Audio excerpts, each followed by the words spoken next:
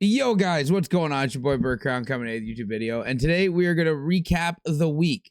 Cards that were strong, cards that sold for a lot, cards that had good combos, changes that were made to some modes, what I'm noticing in ranked, and just other things that may happen in next week that will affect cards on the market or how cards have some value.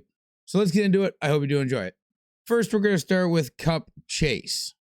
You're going to notice in Cup Chase, I am currently 1-1. That is because I got disconnected at the end of the game, so I got a loss. That was a big problem when it came to Cup Chase, where people were trying to get the undefeated reward, because there was 3 repeatable packs in Cup Chase, and undefeated was part of it, but you kept getting disconnected, so you couldn't get that reward. But they made a change, where now you don't have to worry about going undefeated, as long as you make the playoffs, reach the finals of the playoffs, and win the playoffs, you get all 3 rewards. So essentially what this means now is when you're playing Cup Chase, you can literally win 12 to 13 games, and that will get you into the playoffs. And from there, it's okay if you disconnect a couple of times or if you have to back out because you have something to do. But with that being said, 13 games is now what you need to get in the playoffs, and it's all you need each Cup Chase run to get the most rewards. And then obviously you have to go win the playoffs, which is 2 best of 3 series, so 4 games. But at least now you're not missing out on rewards if you get disconnected, which is looking like it's going to be the fix for that this year. I think that was the best fix that they could come up with that quickly. Like, I don't think they know why it's disconnecting, but I think that was the quickest, best fix they could get to the community as fast as possible. Now, one thing, if you are just getting into Cup Chase and you are noticing that you have the undefeated reward still, this is something that has come up a little bit.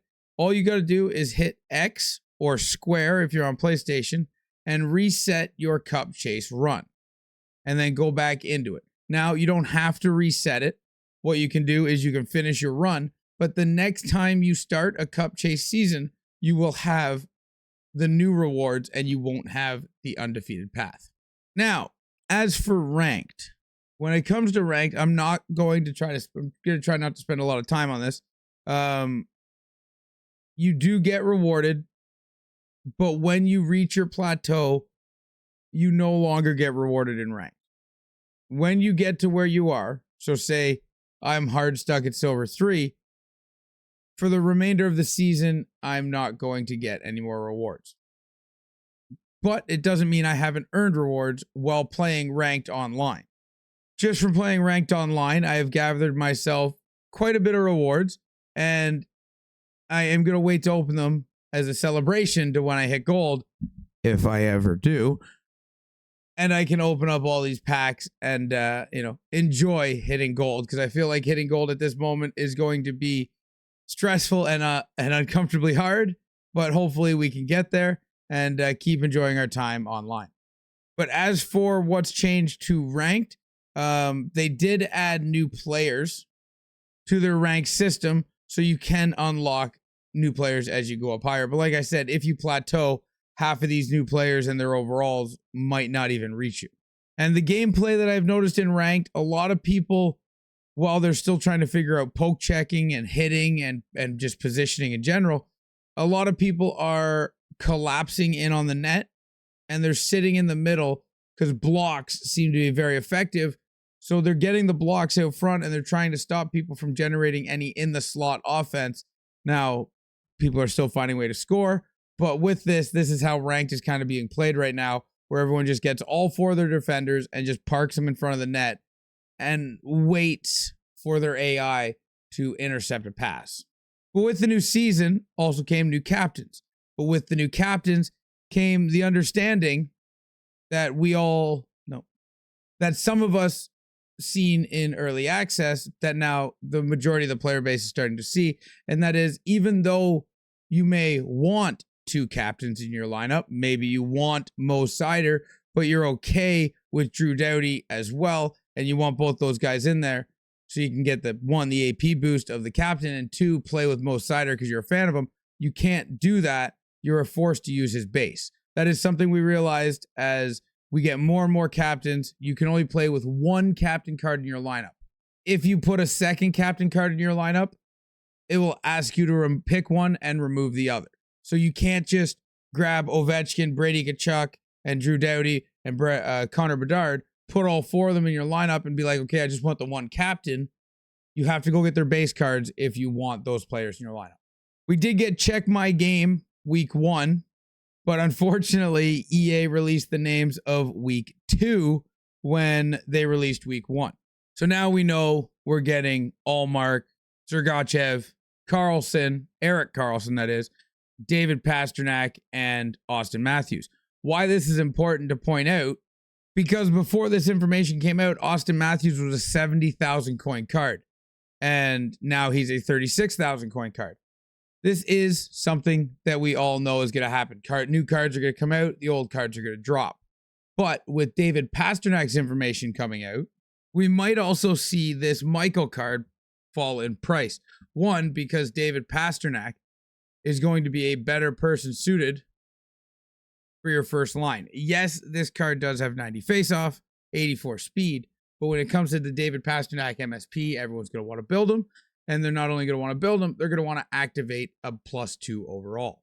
So now, not everybody's going to want to get rid of this card, but they might want to get this card out of their lineup to get Pastrnak in to get him that check boost with a Swedish player and a Colorado Avalanche. So there's a potential you see this card dip in price a little bit before or come Friday. Now, with that being said, David Pastrnak is a righty. William Nylander is a righty that I've noticed a lot of people using for their Swedish nationality player for that +2 combo. If you are looking to get a lefty, I think the two options that might pop up a lot are going to be Marcus Naslund, as you can build him. He has 87 speed with 92 shooting accuracy and quick release. But if you're looking for a cheaper option, Kempe might end up going up in value when his 89 speed now becomes a 91 speed. You get to have Pastrnak and Sakic on your line getting that boost, and he doesn't hold you back with 91 speed, 89 shooting, and quick release when you get that +2. So that is something we might see a shift in with a couple of guys come Friday. And another thing that's been happening, every time you move a player in your roster, every single time, it resets your AP. So if you're wondering why your AP keeps resetting, and it's annoying that you have to keep going in and setting your AP every single time you move your players, that is why. And it hasn't been patched yet. It hasn't been fixed yet. I don't know if they know a fix for it. But as of right now, it's going to keep happening. I would, for this year, just mentally put yourself in the position of, this reminds me of multi-select, where multi-select didn't work. Whether or not they had a fix for it, they just left it for the rest of the year. There is a chance that they don't have a fix for why your AP keeps resetting, and it may just be like this for the rest of the year. But if you're wondering why your AP keeps resetting, that is why, because you changed somebody in your lineup. I think an issue with it is the boost to the AP. Like, their AP system gives you like 20 AP, and then you add boost to it, and when you shift your lineup around, it reruns your lineup and activates all your boosts again. And when it does that, it drops your AP back down to 20, and then it pulls your AP back up to your boost, and then it just gives you all your top players' AP. So maybe that's what's happening, and they just don't have a fix for it, but that is why it's happening. And I'm going to finish off with, there is one more error in the game that some people have been noticing, and it's when you go to relist an item.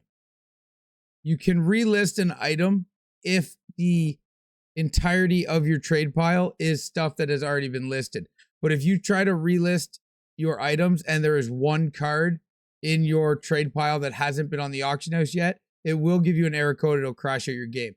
So just, if you are going to try to just relist all using your right trigger, either list the cards that haven't been listed first, or send them back to your collection and then list all. Or you're just going to get an error, crash your game, and you're going to have to do that anyways. And as we wrap up and head out, guys, Thank you for watching. I hope you did enjoy it. And no, there is still no information on Hut Champs. And we'll just have to keep waiting for that to see when that happens. But thank you. Till next time. Ciao, ciao.